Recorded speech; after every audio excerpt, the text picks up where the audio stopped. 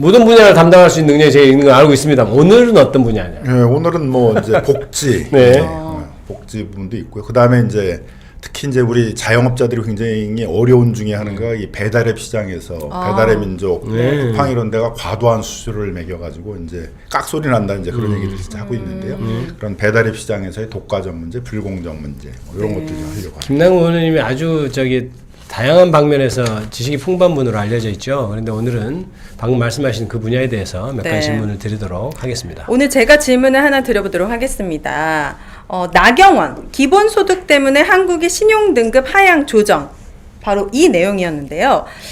기본소득 때문에 한국의 신용등급이 떨어졌다는 나경원 의원의 주장이 사실인지, 이 기본소득에 대해서는 되게 비판이 많기도 하거든요. 뭔지도 정확하게 사실 잘 모르기도 하고. 일단 이제 사실관계부터 동영상이 있다는데 한번 보고 갈까요? 네. 나경원은 동영상 있나요? 신용등급 평가 회사인 그 무디스가 뭐라고 했냐면 한국의 신용등급을 하향 조정해야 될지 모르겠다. 그러면서 그 이유를 유력 대선 주자의 공약이 기본소득이다. 이렇게 얘기했습니다. 기본소득, 기본 시리즈는 반시장 경제 정책입니다. 그러니까 이랬을 때 신용등급 평가를 하향 조정하겠다 하면 결국 대한민국 경제에 얼마나 많은 영향을 미치는지 다 아실 겁니다. 저건 맞는 말인가요? 이상한데. 그러니까 이제 사실관계부터 이제 명확해 볼 필요가 있는데 일단 그 무디스가 얘기를 할 때는 한국이 윤석열 탄핵으로 리더십의 공백은 극복할 수 있게 됐다. 그렇지만 여전히 경제적 정치적 불확실성이 있다. 이거 정치적 불확실성으로 지적한 건 그 국민의힘이 그 선두주자가 없는 상태 속에서 분열될 가능성이 있다. 그러니까 국민의힘이라는 큰 정당이 분열되면 정치적 불확실성이 커질 수 있잖아요. 그죠? 네. 그걸 지적했고 경제적인 거에 대해서는 이제 확장적 재정 정책을 다음 정부가 할 것 같은데 지금 뭐 연금 고령화 뭐 이런 문제 때문에 이제 재정이 늘어날 상황이어서 그런 확장적 재정 정책이 경제적 불확실성을 줄 수 있다. 이런 정도 얘기를 한 것이거든요. 확장의 재정 정책이. 근데 그러면 나경원 의원이 거짓말을 한 거예요? 그렇죠. 이건 사실관계가 아닌 것을 기본소득 얘기를 무디스 같은 데서 알겠어요. 그렇죠. 꺼낸 적도 없는데 그것 때문에 하향 조정은 거짓말이네요. 저거는 지금. 저런 식으로 사실과 다른 얘기를 하는 것은 문제가 될 것 같아요. 네. 20년 전에 우리가 이제 보면 무상교육, 무상의료 같은 구호들이 등장해서 우리 사회를 사실 좀 바꿔왔지 않습니까? 그런데 이른바 보수 진영에서는 복지 포퓰리즘 운운하면서 무상이라는 단어를 굉장히 좀 나쁜 것인 것처럼 이렇게 오염시켰잖아요. 그래서 그게 나쁜, 기본적으로 단어 자체가 나쁜 건 아니지만 그렇게 오염시킨 것에 대비해서 오염시켰기 때문에 다른 단어, 모두, all, 다 이렇게 하는 거, 이런 개념으로 단어를 사용해도 괜찮을 것 같아요. 어떻습니까? 그래서 이제 그 복지에 대해서 이게 보편적 복지와 이제 선별적 복지 얘기를 하는데 네. 그거는 이제 선별적 복지가 필요한 분야가 있고 보편적 복지가 필요한 분야가 있죠. 보편적 복지가 특히 필요한 것은 생명, 그다음 자기 스스로의 어떤 그 삶을 책임지기 어려운 아동 이런 데 하는 거거든요. 그래서 의료, 아동 이런 건 전 세계적으로 보게 되게 되면 보편적 객지 개념으로 전 국민적인 또 전 아동적인 그런 혜택을 받을 수 있도록 하는 방향으로 가고 있고 네. 그다음에 뭐 선별적 복지가 필요한 부분들도 있을 수 있죠. 특히 재정이 많이 들어가는 뭐 주거나 이런 데들은 상대적으로 그걸 해결하기 어려운 뭐 취약계층이나 청년층 이런 데 이제 모두를 하지 집중해서 않고 선별적으로 네, 하는 분야도 있으니까 그거는 이제 그 사안이나 복지 분야의 사안이나 이런 거에 따라 이제 그 적용해야 될 내용들인 것이죠. 그 기본소득은 뭡니까? 기본소득은 이제 양극화가 점점 심해지잖아요. 특히 네. AI 뭐 이제 이런 부분들이 적용이 되면 생산성이 크게 확대가 되는데 그 생산성이 크게 확대된 것들이 골고루 혜택이 가게 되는 게 아니라 결국은 그 AI가 접목되어 있는 그런 산업의 어떤 기업의 이런 이제 상류층들은 혜택을 많이 받게 되는데 당연히 이제 그게 일자리들을 많이 줄일 가능성도 있잖아요. 그럼 네. 그런 그 산업에 들어가지 못한 사람들 같은 경우에는 이제 소득이 크게 떨어질 가능성이 있는데 그럼 이런 문제들을 어떻게 해결해야 되느냐에 대해서 이제 그런 프랑스의 경제학자가 제안한 방식 중에 하나가 이제 기본소득이라는 개념이거든요. 그렇죠. 이제 그동안의 산업혁명이나 1차, 2차 산업혁명과는 달리 이제 AI가 등장하고 로봇이 등장하고 그러니까 네. 경제 성장은 되지만 사실 고용률은 떨어지는 그런 현상들이 일어나잖아요. 그쵸. 그러니까 그러면 이제 일반 국민들은 어떻게 그럼 먹고 살 것이냐? 또 소비의 문제도 또 사줘야 되는 사람도 있는 거잖아요. 네. 그런 문제 해결하기 위해 만든 개념인가요? 그렇죠. 예.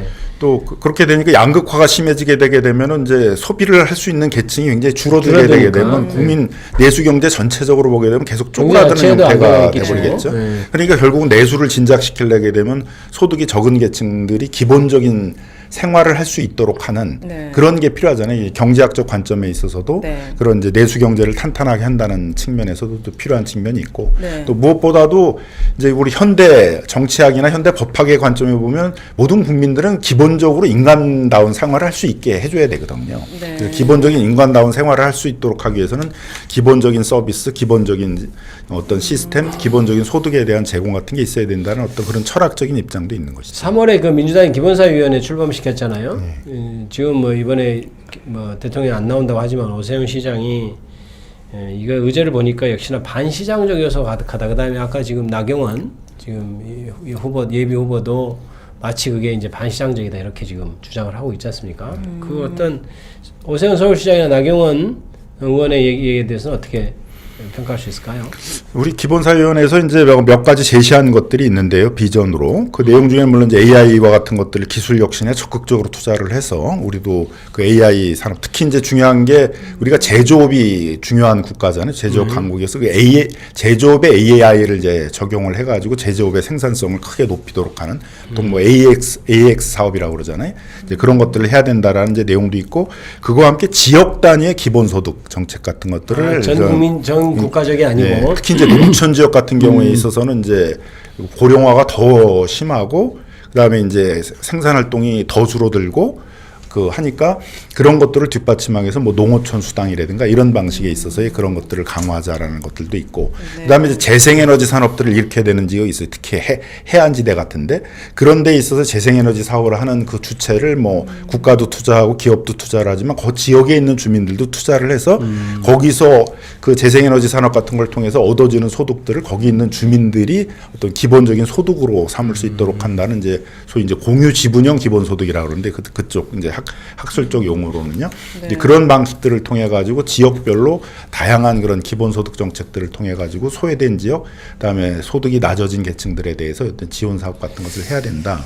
그럼 기본소득이라는 개념이 이제 여러 가지 다층적이군요. 그러니까 전국적으로 하는 기본소득, 그러니까 각 영역에 있어 의료나 이런 것은 이제 보편적인 어떤 그런 개념이고 어떤 지역적인 거 농어촌 관련해서 또 다른 의미의 기본소득 이렇게 이해하면 지역적인 될까요? 것도 있고 또 어떤 특정 분야에 있어서는 어떤 특정 계층을 취약계층이나 이런 데 더 중점을 두는 그런 개념도 어쨌든 목표는 빈부격차의 완화 그리고 모든 국민이 기본적인 생활의 어떤 기본 인간의 존엄을 유지할 수 있는 것은 기본적인 해결해 준다 이런 개념이 그렇죠. 깔고 들어가 있는 것이죠. 네, 그렇게 보이네요. 네. 저는 너무 이상적이긴 하지만 이게 과연 실현 가능한 것인가? 그러려면은 뭐 덴마크나 이런 데처럼 세금을 진짜 많이 내서 내 소득의 진짜 반 이상을 내서 이런 복지들에 투자가 된다면 가능할 수도 있겠지만 지금 상황에서 이게 가능한 것인가? 그리고 기본소득하면 사실은 뭐 돈이 많든 돈이 없든 다 그냥 뭔가 돈을 줄 것만 같은 그런 그렇죠. 느낌의 제도처럼 그런 느낌이 들죠. 느껴지거든요.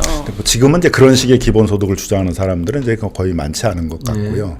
지금 이제 얘기하는 것들은 이제 그런 이제 농어촌 지역이라든가 또 청년들 같은 경우에 청년 실업이 많고 그런 자기의 소득들이 충분히 많지 않다 보니까 자꾸 사회적으로 고립돼가는 게 있잖아요. 그래서 그 사회적으로 열심히 활동을 하기 위해서 뭐 청년 수당 같은 것들을 지급한다든가 이제 이런 이제 논의가 있는 것이고요. 네. 그다음에 이제 새로운 산업들을 키워 나갈 때 그 새로운 산업에서 얻어지는 이익들이 양극화로 되지 않도록 하기 위해서 그 산업과 밀접한 관련이 있는 지역 주민이라든가 이런 계층들이 거기에 일부라도 투자하도록 하고 그 새로 일어나는 산업 뭐 이런 재생에너지 산업 같은 데서 얻어지는 소득들을 거기 있는 주민들이 받아갈 수 있도록 하는 이제 그런 식의 것들을 얘기하고 있는 알래스카에서도 있는 예가 그거죠. 알래스카에서 천연 자원에서 나오는 소득을 이게 지역 기본소득처럼 주민들에게 나눠주니까 뭐 실제로 고용률이 더 올라가고 그다음에 취업 그 결혼이 인가요? 그 이율도 올라가고 이렇다는 사회 활동도 활성화되고 활성화되고 이런 예가 좀 있는 것으로 그렇게 저도 알고 있습니다만은 민주당이 그러면 이 과도한 복지로 인해서 지금 그냥 쉬는 청년만도 40만 명이 넘다고 알고 있고 또 실업급여를 받는 분들도 많다고 알고 있는데 구직 활동을 아예 안 하는 네. 뭔가 국민의 자립심을 꺾을 수도 있다라는 비판이 있어요. 그렇죠. 이 오히려 비판으로부터- 거꾸로 이제 자립심을 키워주려면 활동을 하게 해야 되잖아요. 네. 그러니까 예를